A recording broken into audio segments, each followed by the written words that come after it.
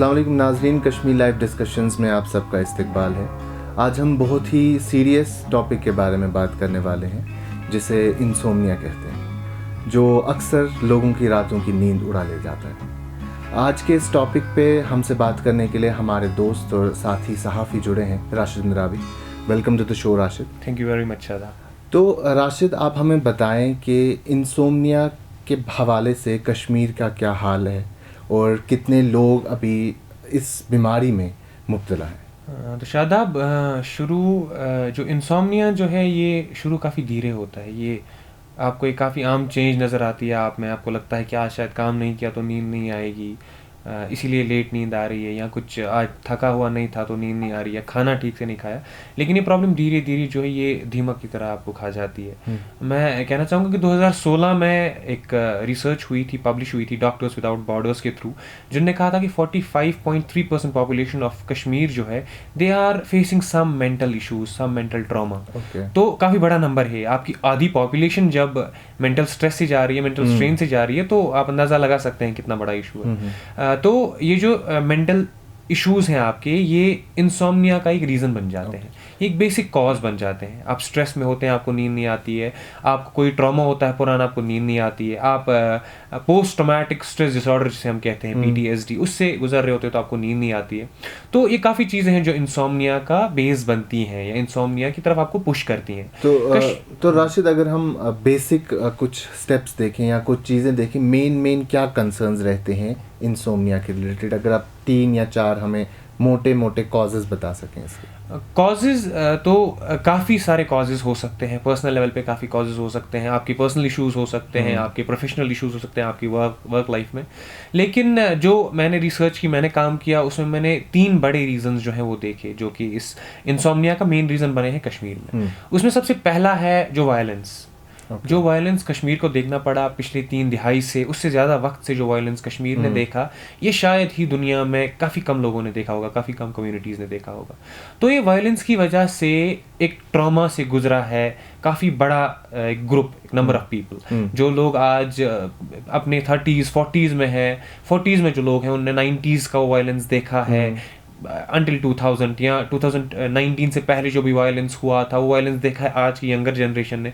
तो वायलेंस एक main reason है, मेन मकसद है जिसकी वजह से इंसोम्निया यहाँ पर कश्मीर में प्रेवेलेंट है या बढ़ रहा है।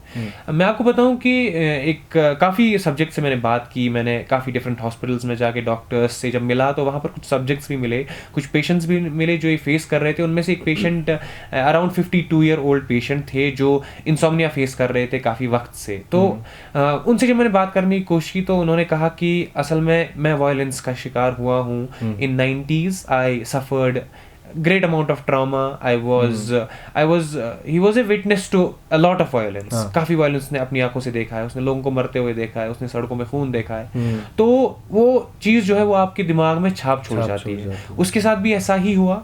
बेशक उसको पहले ये चीज़ काफ़ी नॉर्मल लगी, काफ़ी दिनों बाद उसने रिकवर तो किया, ट्रॉमा से थोड़ा रिकवर तो किया, लेकिन ये आप उसके दिमाग पे एक छाप छोड़ गए, वहीं रह गया।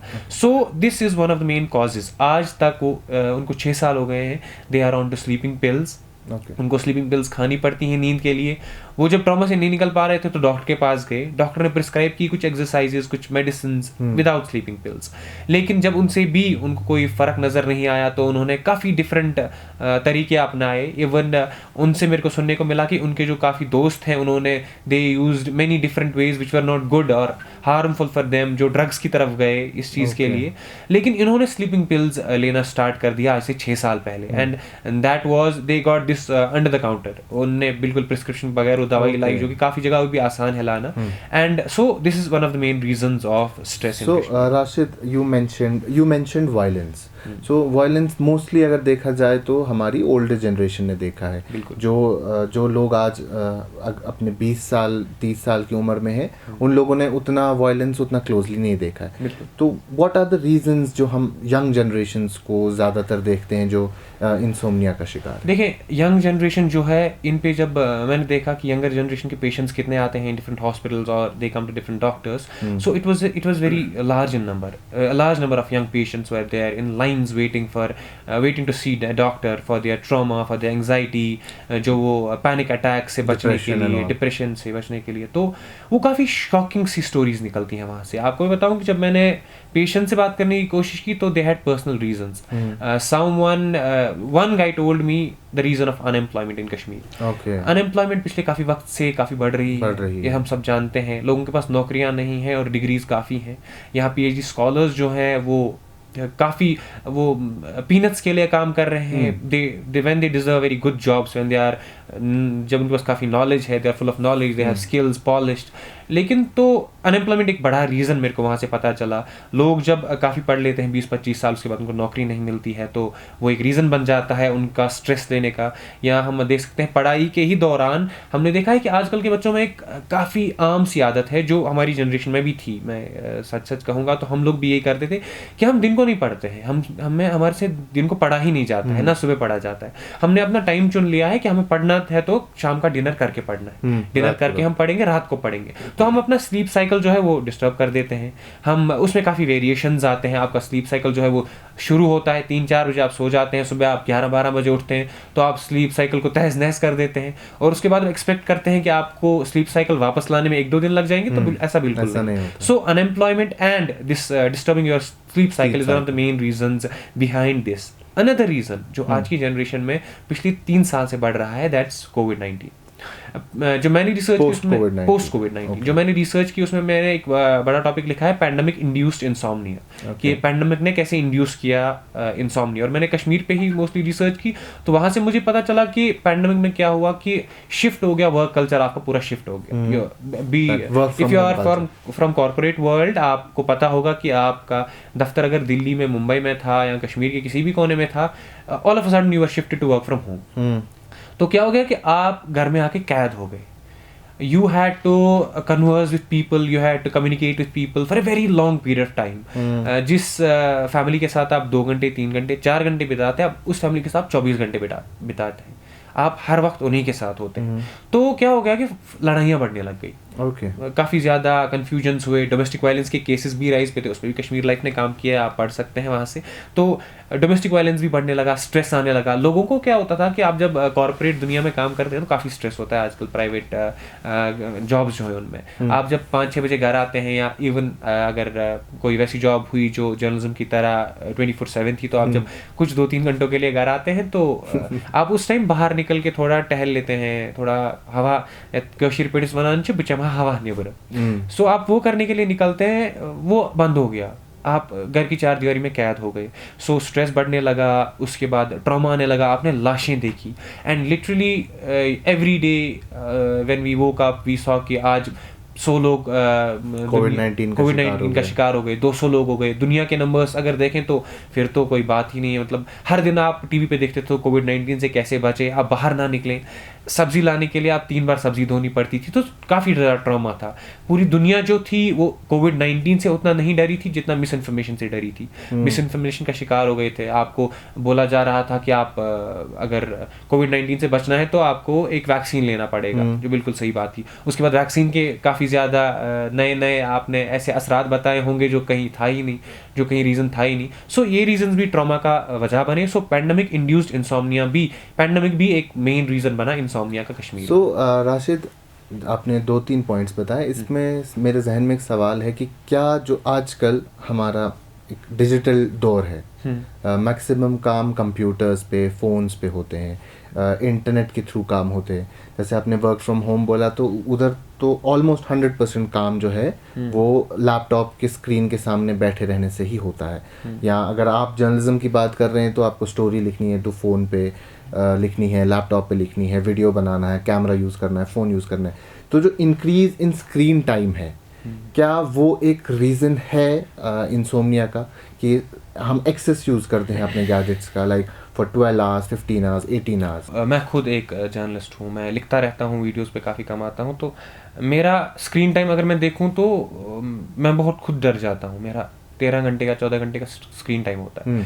सुबह उठने से लेकर शाम को 1-2 बजे तक सोने तक मेरा स्क्रीन टाइम ही है। I switch from phone to laptop और to television for an hour. अगर मेरे को ब्रेक लेनी होती है टू बी वेरी ऑनेस्ट, मैं टेलीविजन पे चला जाता हूँ, मैं क्रिकेट देखता हूँ, बाकी चीज़ें करता हूँ, तो स्क्रीन टाइम मेरा कम नहीं होता है. So yes, it does definitely play a role. और आज की यंगर जनरेशन में एक बहुत बड़ा क्राइसिस चल रहा है, वो है आपका वो रील्स की तरफ आप इतना वो क्या बोल सकते हैं हम अट्रैक्ट हो रहे हैं कि आप एक रील देखना शुरू करते हैं तो आप 1-2 घंटे तक रुकते नहीं है जब तक आपका इंटरनेट पैक ख़त्म नहीं हो जाता. और वाईफाई है तो फिर अल्लाह ही हाफिज़ है आपका. सो ये बहुत बड़ा एक इशू है जो आपके इंसोम्निया का रीज़न बनता है. आप डिनर करके बोला जाता है कि आप 1-1.5 घंटा रुक जाएं, उसके बाद सो जाएं, लेकिन आप डिनर करने के बाद 1-1.5 घंटा रुकते नहीं. आप डिनर के बाद ही फ़ोन शुरू करते हैं और आप डिनर 10 बजे करें तो आप 2 बजे तक रील्स देखते रहते हैं. आप मोबाइल गेम्स खेलते हैं जो काफ़ी ज़्यादा राइज पे थी पिछले कुछ वक्त से, अब थोड़ा बहुत शिफ्ट आ रहा है. पबजी जो थी काफ़ी राइज पे थी, लेकिन अब धीरे धीरे वो नीचे आ रहा है नंबर, लेकिन फिर भी आप काफ़ी गेम्स खेलते हैं, आप वक्त बिताते हैं अपना मोबाइल पे, चाहे वो फिर दुनिया की परेशानियों से दूर जाने के लिए ही आप कोशिश कर रहे हो फ़ोन पे वक्त गुजारना, लेकिन अब ज़्यादा गुजार रहे हैं. सो हाँ, स्क्रीन टाइम एक बहुत बड़ा रीज़न है. आपको मैं शादाब एक और रिसर्च बोलना चाहूँगा. MSF की तरफ से हुई थी कश्मीर मेंटल हेल्थ सर्वे 2015 में, जहाँ पर दिखाया गया कि 37% of men in Kashmir are suffering from stress. 37% of men, while as 50% of women are suffering from stress. That's very huge. आप 50% आपकी औरतें जो है वो एंग्जाइटी में है, वो post traumatic stress disorder face कर रही हैं, वो डिप्रेस्ड हैं. आपके 37% मेन डिप्रेस्ड हैं, जिसमें आप यंगर जनरेशन का काफ़ी बड़ा नंबर है. और जो एक कौम को बनाने का काम करती है जो जनरेशन, अगर वही इन चीज़ों से गुजर रही है तो उस कौम की हालत सोचने वाली होगी कि ये शायद अभी ठीक रास्ते नहीं जा रही है. सो जब हमने वो ब्रेक डाउन की वो रिसर्च, तो वहाँ पर तो वायलेंस पहला मेन रीज़न आया. उसके बाद स्क्रीन टाइम भी वहाँ पर एक रीज़न प्ले करता है. आपका स्क्रीन टाइम, आप सिर्फ अपनी आंखों को ख़राब नहीं कर रहे, आप स्क्रीन से आपको ऐसी इन्फॉर्मेशन से बम्बार्ड किया जा रहा है, आप में आप कोई इमोशंस ही नहीं है. टू बी वेरी ऑनेस्ट, मैं आपको बताना चाहूँगा कि अगर आज से 10-15 साल पहले आप एक वीडियो देखते जहाँ पर किसी की जान जा रही हो या जहाँ पर किसी की बॉडी दिखाई जा रही हो, सो आप 1-2 दिन तक उस स्ट्रेस से नहीं निकल पा रहे थे, आपको याद रहता था, शॉक में रहते थे. आज आपको इन्फॉर्मेशन से इतना बॉम्बार्ड किया गया है, आपको हर वक्त इतनी इन्फॉर्मेशन मिलती है, इतनी डेथ्स की, everything is share to you 24/7. This जो ये रेस में लगे हैं न्यूज़ चैनल्स ऑफ 24/7 वाला रेस जो लगा हुआ है, आपको इतनी इन्फॉर्मेशन से बॉम्बार्ड किया गया, आपके पास आपको पता ही नहीं चलता है ठीक इन्फॉर्मेशन क्या है और मिस इन्फॉर्मेशन क्या है. और जब आपके पास ये मिस इन्फॉर्मेशन आती है या आपके पास ऐसी इन्फॉर्मेशन आती है which is not really not should be on your screens, जिसमें लिखाया जा रहा है कि दिस इमेज और this content is not for people below the age of 18, sensitive content, लेकिन उसके नीचे व्यू फोटो दिखाया जा रहा है. अरे अब आपको थोड़ी वहाँ बैठ के पता है कि you are warning a 10 or 12 year old kid that don't watch it. When you are warning him, you are promoting him to do that. You are persuading him to do that. आप उसको बोल रहे हो कि नहीं आप तो देखो, क्योंकि जब मैंने आपको रोका तो वो चीज़ देखेगा ही बंदा.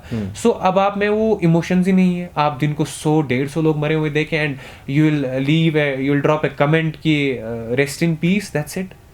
आप खुद को खुद ही तबाह कर रहे हैं.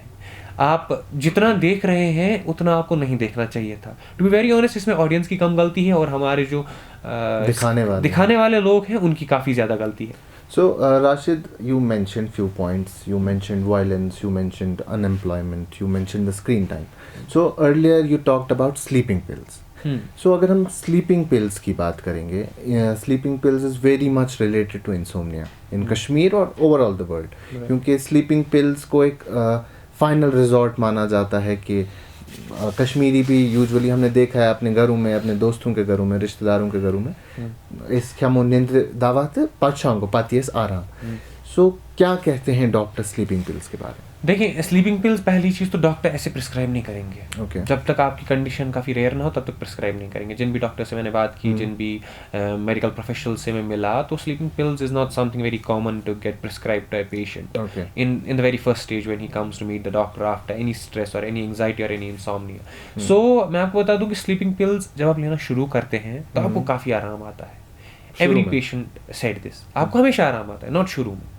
लेकिन होता क्या है कि आज आपको 10 बजे आपने सोने की कोशिश की, आपको 12 बजे तक नींद नहीं आ रही है. अब that's just 2 hours of sleep you are missing, right. तो अब आपने स्लीपिंग पिल्स देना शुरू किया और आपको 10 बजे आपने शुरू की नींद और 10:05 पे आप सो गए थे. 5 मिनट में, तो आपको बड़ा आराम आया, आप सुबह फ्रेश जागे हुए हैं, आप सुबह 6 बजे उठ गए and you have no sleep in your eyes, you are looking very fresh. लेकिन आप ये ऐसी चीज़ सोचें कि अगर आप कोई भी चीज़ है, चाहे वो आप एक गेमिंग का जो इशू है जो बीच में बड़ा था, आप किसी चीज़ को धीरे धीरे जब लेने लगते हैं तो वो एक लत बन जाती है। और स्लीपिंग पिल्स की जो आपको लत लग जाती है खाने के बाद, दैट्स ए ड्रग एडिक्शन। आपको ड्रग एडिक्ट ही कहा जाएगा। जो स्लीपिंग पिल्स कंटिन्यू लेते हैं, they are as well drug addicts, but they are somehow not by choice always।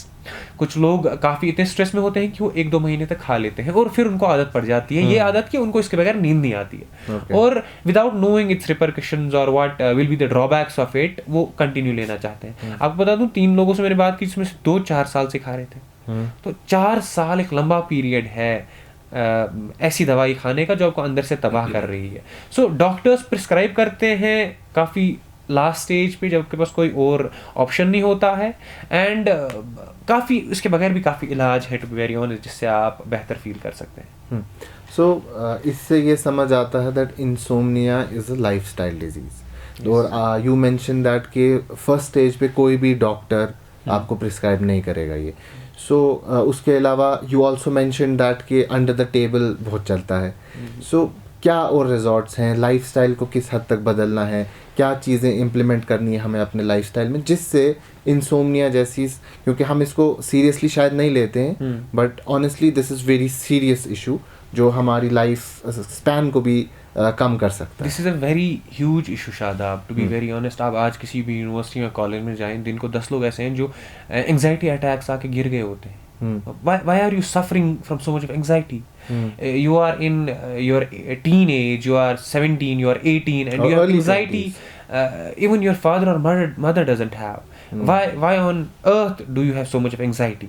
Because there are things happening around you जो आप bear नहीं कर पा रहे हैं। So आपको अब आपके पास एक ही रिजॉर्ट है, आप हर चीज़ बदल नहीं सकते अपने आसपास, बिल्कुल आप खुद को बचा सकते हैं उन चीज़ों से। So आप सबसे बड़ा चेंज जो आपको करना है, आप स्क्रीन टाइम कम कर दीजिए। आप फ़ोन से उड़ जाइए, बाहर दुनिया देखिए, काफ़ी खूबसूरत दुनिया बनाई है ऊपर वाले ने, आप दुनिया देखिए। आप दूसरा जो मैं रिजॉर्ट आपको बोलूँगा, जो मेरे सब डॉक्टर्स, मेडिकल प्रोफेशनल से बात करके या एल्डर्स से बात करके जिनके पास एक्सपीरियंस है, एक ऑप्शन मेरे को लगा जो हर इंसोम्निया के हर स्टेज का इलाज है, वो तिब्बे नबवी से निकला, जो प्रोफेट सल्लल्लाहु अलैहि वसल्लम हैं, उनकी जो किताब है जहाँ पर उन्होंने बताए हैं इलाज ऐसी चीज़ों के बारे में, उसमें इंसोम्निया के काफ़ी बेहतरीन इलाज हैं। एंड काफ़ी लोग ऐसे भी मिले जिन्होंने फॉलो किया and they were really feeling better after a very short span of time. उन्हें स्लीपिंग पिल्स की तरफ जाना ही नहीं पड़ा। उसमें 2 ही चीज़ें मैं अभी आपको बता सकता हूँ जो मैंने वहाँ से अपने रिसर्च, अपनी स्टोरी में डाली हैं। वो 2 चीज़ें हैं। सबसे पहले है आपका स्लीप साइकिल चेंज करना। आपको सुबह जल्दी उठना है, जो आपको तिब्बे नबवी में तहज्जुद के नाम से मिलेगा, और आप यहाँ पर साइंटिस्ट से बात करें या आप यहाँ पर बाकी प्रोफेशनल से बात करें, आपका सुबह जल्दी उठना किसी को बुरा नहीं लगेगा।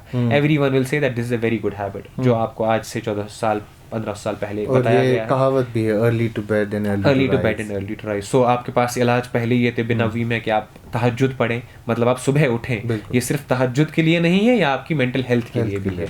दूसरी चीज़ है, आपको कहा गया है कि आप शाम को जब आप सोने जाते हैं रात को, आप वुज़ू करके सोया करें। अब इंसान सोचेगा कि वुज़ू करके नींद बेहतर भी आनी चाहिए, जो काफ़ी लोगों में मिसकंसेप्शन कि नहीं आती है। आप एक बार ट्राई करें, आप शाम को नहा लें या वुज़ू करें, उसके बाद सोएं और काफ़ी बेहतरीन नींद आती है, आप बहुत फ्रेश फील करते हैं। सो ये भी एक चीज़ है। आप इशा की नमाज़ अदा करके, आप वुज़ू करके इशा की नमाज़ अदा करके सो सकते हैं, उससे पहले खाना खा सकते हैं, तो आपका स्लीप साइकिल बड़ा बेहतरीन हो जाएगा। अब जिन लोगों के पास टाइम नहीं है कि वो ऐसा स्लीप साइकिल मेंटेन करें, उनके पास 12-12 तक जॉब है उनकी, सुबह उनको 12 बजे नाइट शिफ्ट्स रहती हैं, उनके लिए तो मेन सोल्यूशन है पहला आपका स्क्रीन टाइम। अगर आपके ऑफिस की वजह से आपको स्क्रीन चलाना पड़ता है दिन के 12 घंटे, तो बाकी जो आपके पास 12 घंटे बचते हैं उनमें ना चलाएं, एटलीस्ट उस टाइम ना चलाएं जब ज़रूरी नहीं है। अगर आप इंस्टाग्राम नहीं चलाएंगे, ट्रस्ट में दुनिया ख़त्म नहीं हो जाए। सो ये जो चीज़ें आपने कुछ पॉइंट्स बोले, इसके अलावा जो लाइफस्टाइल आजकल हमारा है, जैसे इसमें जंक फूड की इन्वॉल्वमेंट बहुत ज़्यादा है, मतलब जो टीनेजर्स है, कॉलेज गोइंग, या हमारी जनरेशन 25 to 30, जो 18 से 30 का ग्रुप है, और बच्चे भी स्कूल गोइंग, उनको चुप कराने के लिए भी आजकल देखा जाए तो चिप्स का पैकेट दिया जाता है, या बच्चा रो रहा है तो उसको पहली चीज़ उसकी माँ या उसका बाप उसके हाथ में देगी तो वो फ़ोन है। तो जंक फूड ये सब चीज़ें क्या इम्पैक्ट करती है हमारी हेल्थ पे, और क्या उसकी वजह से भी हमारी रातों की नींदें उड़ जाती? देखें शादाब, रातों की नींदें आपकी जंक फूड उड़ाएगा ही उड़ाएगा, वो आपकी मेंटल हेल्थ के साथ साथ आपकी फ़िज़िकल हेल्थ को भी तबाह कर देता है। हमने पिछले ही डिस्कशन में उसके बारे में बात की थी, कैसे PCOS PCOD जैसे इशूज जंक फूड ने इंड्यूस किए हैं हमारी कम्युनिटी में, कश्मीर में हमें कैसे तबाह कर रहा है जंक फूड, और बोल के तबाह कर रहा है। आप जानते हैं कि स्मोकिंग के एक पैकेट पे लिखा होता है स्मोकिंग कॉजेज कैंसर, लेकिन लोग तब भी पीते हैं। तो वैसे ही जंक फूड आपको बता रहा है कि मैं हर दिन खाने वाली चीज़ नहीं हूँ। जंक फूड आपको बोल रहा है, हर इंसान आपको बोल रहा है, लेकिन आप बाज ही नहीं आते उन चीज़ों से। आप देखें कि आजकल यंगर जनरेशन में आप देखें, कॉलेज जाएंगे, किसी भी कॉलेज जाएंगे, मैं अपने वक्त में जब 2015-16 जब हम कॉलेज जाते थे तो हम भी काफ़ी कम लोग क्लास में लंच लेके आते थे। बाकी लोग उस टाइम उठ के चाय पी लेंगे, उस टाइम कैंटीन चले जाएंगे या कैफ़े चले जाएंगे, पिज़्ज़ा बर्गर खा लेंगे। तो आपने अपनी बॉडी को खुद तबाह करने की जब ठान ही ली है तो बाकी चीज़ें आपका इलाज नहीं कर सकती है। सो इसमें एक ही गुजारिश होगी पेरेंट्स से कि आप अपने बच्चों को लंच साथ ना दें, जो अभी कॉलेजेस में है, स्कूल्स में है, यूनिवर्सिटीज़ में है। लंच कोई शर्म की बात नहीं है, खाना शर्म की बात बिल्कुल नहीं है। तो पेरेंट्स से गुजारिश रहेगी कि आप फोर्स करें लंच उनको, जैसे आप उनको बाकी पढ़ाई के लिए फोर्स करते हैं, उनको लंच फोर्स करें, उनको दे लंच। या जो स्कूल गोइंग चिल्ड्रन हैं हु आर जिनको अच्छे बुरे की खबर नहीं है, उनकी आप पॉकेट मनी ऐसे ना बढ़ा दें, अरे नज़र रखें ना वो कहाँ खर्च कर रहे हैं। आपका जो 8th क्लास का बच्चा है वो हर दिन जाके स्कूल जाके जलेबी, गुलाब जामुन खा लेते हैं, पिज़्ज़ा खा लेते हैं, बर्गर खा लेते हैं, वो आप नज़र ही नहीं रख रहे उन पे। शाम को आके वो चाहे आपको उनको पानी पिलाएं, आप उनको सैलड खिलाते हैं, लेकिन दिन को जो तबाही करनी थी उन्होंने अपने साथ कर ली ना, क्योंकि आपने नज़र नहीं रखी। सो नज़र रखें हर दिन उनकी पॉकेट मनी। अगर really if there is no need for an extreme amount of pocket money, why to give them that pocket money? Let them learn कि कैसे spend करना है। Let them come to an age जहाँ उनको पता चले सही गलत क्या है, मैं अपनी बॉडी के साथ क्या कर रहा हूँ। मैं आपको बताऊँ, ऐसी भी यूनिवर्सिटी स्टूडेंट्स हैं जो वहाँ डॉक्टर्स के पास आते हैं, जहाँ मैं गया, and they were literally ashamed of themselves। वो कह रहे थे कि बह ओसुस रातस 10 बजे पे 5-6 तक सुबह गेम गिंदान, पत वथान 9 बजे तक गसान college. He used to sleep for 3 to 4 hours every day। And उसकी आप आंखें देखेंगे तो इसको आज कूल भी माना जाता है, काफ़ी कूल मानते हैं। आप रात को स्नैपचैट काफ़ी वायरल चीज़ है अभी, तो आप रात को 2 बजे स्नैप भेज के टाइम लगाएंगे ऊपर 2 बजे और आपको उसमें वो ऐसे वो आपके 2-4 फिंगर्स डाल के आप वो कोटेशंस में रखेंगे कि इंसोम्नियाक ब्रैक करने वाली चीज नहीं है। लोग बोल रहे हैं ब्रैक करने वाली चीज़ नहीं, एक बीमारी है। ये काफ़ी शदीद बीमारी है जो आपको, आपकी सेहत को बहुत तबाह कर रही है दिन ब दिन, और ऐसे दीमक की तरह खा रही है कि एक वक्त ऐसा आएगा, एक ऐसी एज आएगी जब आप लाख कोशिश कर लें, बचना काफ़ी मुश्किल हो जाएगा। जो कुछ आपने चीज़ें बताई उसमें मेरे हिसाब से ऑडियंस के लिए ये एक तो अपना लाइफस्टाइल ठीक करें जी, जो उनका स्लीप साइकिल है उसको बेहतर करें, अपने स्क्रीन टाइम की कोशिश करें कि कम करें, और बाहर का खाना जितना हो सके उतना अवॉइड करें। बिल्कुल। So thank you so much Rashid, हाँ हमारे साथ जुड़ने के लिए। Thank you. और ऐसे ही वीडियोस देखने के लिए, ऐसे ही डिबेट्स और डिस्कशंस के लिए देखते रहिए कश्मीर।